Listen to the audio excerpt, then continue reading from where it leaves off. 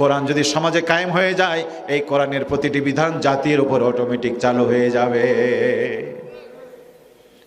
নামাজের জন্য মানুষের হাতে পায়ে তেল দেওয়া লাগবে না, রোজার জন্য মানুষের ঘরে ঘরে বলা লাগবে না সবাই রোজা এসেছে রোজা রাখো।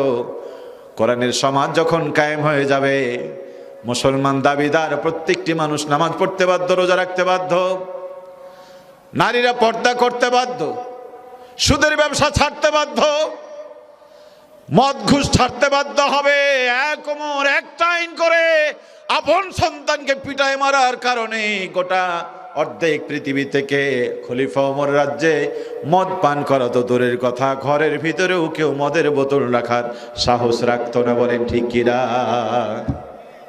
আজ কোরআন না থাকার ফলে মদের বিরুদ্ধে কত আন্দোলন, আলেম ওলামা, হাজি গাজী মোন্না মুন্সি, বাবা বলছে বাড়িতে, শিক্ষক বলছে ক্লাসে, হুজুররা বলছে ওয়াজ মাহফিলে, ইমামরা বলছে মসজিদে, সন্তানের হাতে মাথায় হাত দিয়ে মা বলছে বাবা খবরদার মদ খেও না বাবা।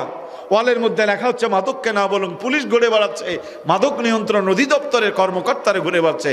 মদ কি বন্ধ হয়েছে?